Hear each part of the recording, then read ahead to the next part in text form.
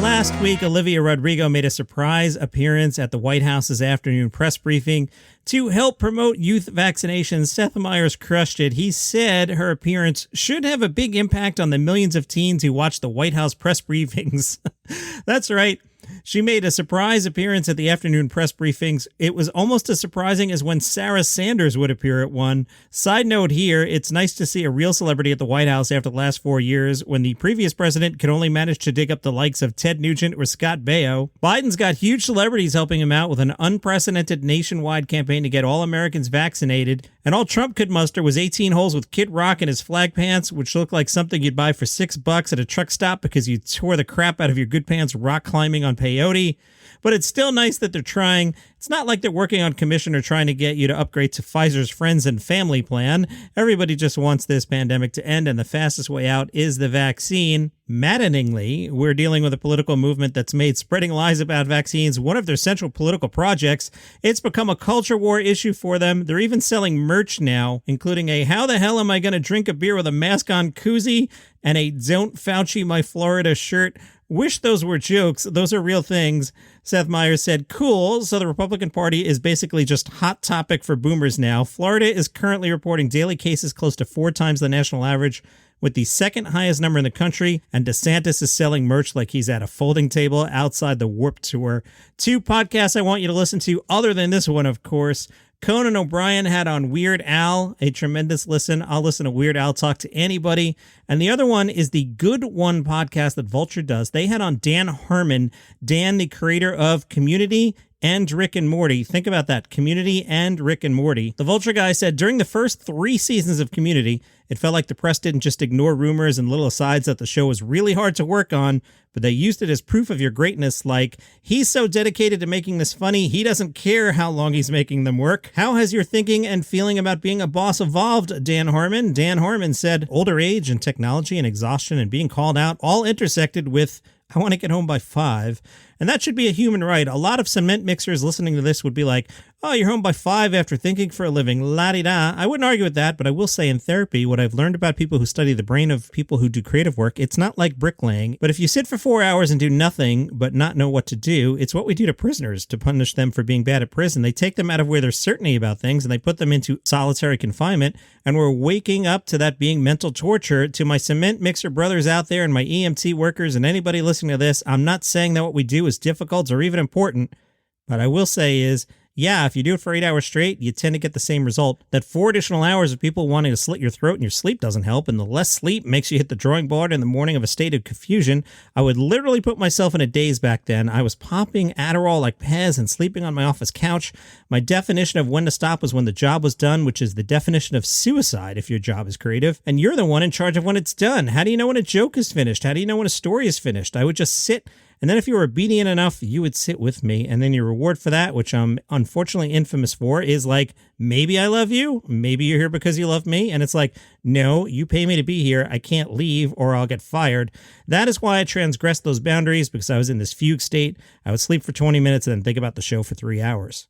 Dan Harmon continues, what Rick and Morty taught me after leaving Community was I would sit in the edit bay with Justin Roiland, and weeks before broadcast, we'd still be changing things in the edit bay in an episode that took a year and a half to make. Season 3 or 4 of Rick and Morty, I started to realize, my God, we're changing the episode the same amount we would change it if we'd spent longer writing it. A bomb went off in my head where I was like, how long did I make the animators wait for this script? And every time the line producer appeared in my doorway and said, we really need to record voices tomorrow, and I was like Orson Welles or something, I would say to them, they need to adopt my religion. You're in the Matrix, man. Don't you understand? It does you no good to record a bunch of voices recording things I'm only going to rewrite.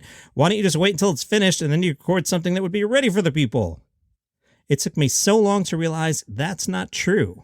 You're not an architect. You're not making blueprints. The difference between a writer in TV and an architect is the architect is going to kill people if they don't put the electrical outlets in the right place on their little map of how to build the building, and the concrete is going to harden, and then the changes can't be made. A writer is creating a memo to hand off to his collaborators. His hundreds of collaborators are being paid huge amounts of money and being asked to go away from their families to help you by saying in animation, for instance, well, this is what stick figures would look like if they're doing this thing that you wrote for 30 pages. And then you look at the stick figures and you go, oh, wow, those stick figures are wasting time for 3 minutes. I think maybe you're writing with others.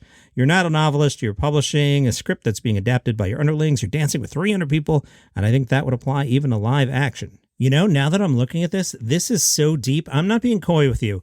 Go listen to the Vulture podcast. It is called Good One. You can hear Dan Harmon say these words himself without me reading them to you, or go to vulture.com, and they've got the interview here that I am cribbing off of.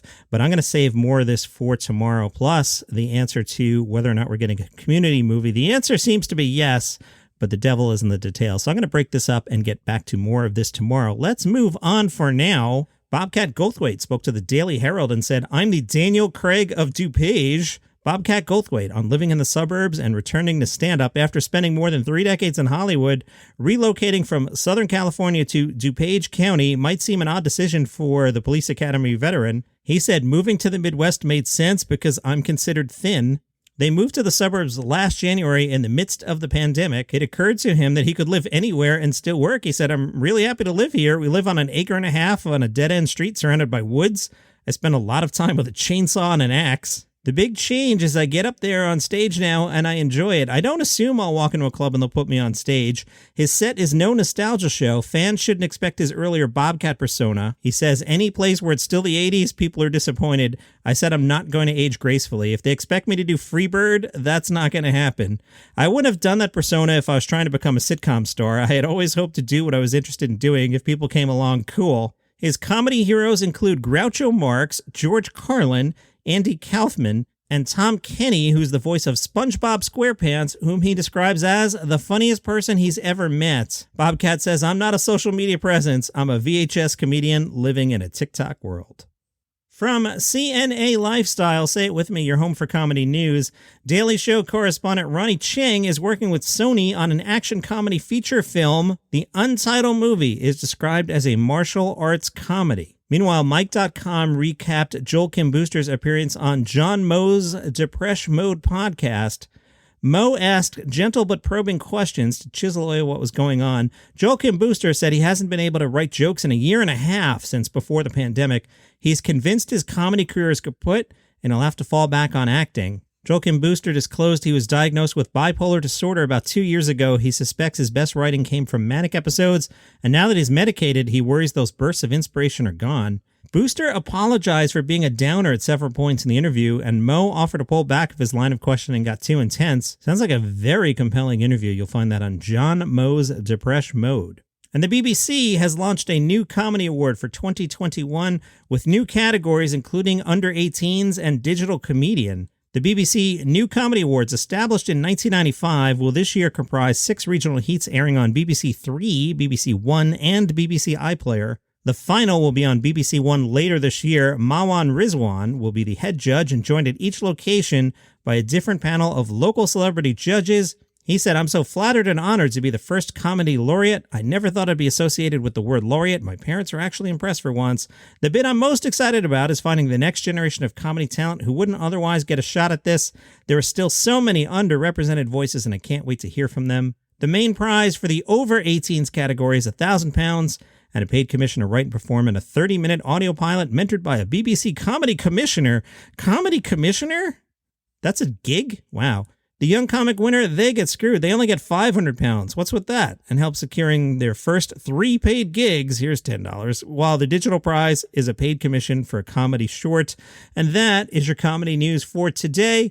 More with Dan Harmon tomorrow, but like I said, that's on Vulture, or check out the Good One podcast. This podcast here, and probably Good One as well, you can get wherever you get your podcasts, Spotify, Apple Podcasts, Google Podcasts. See you tomorrow.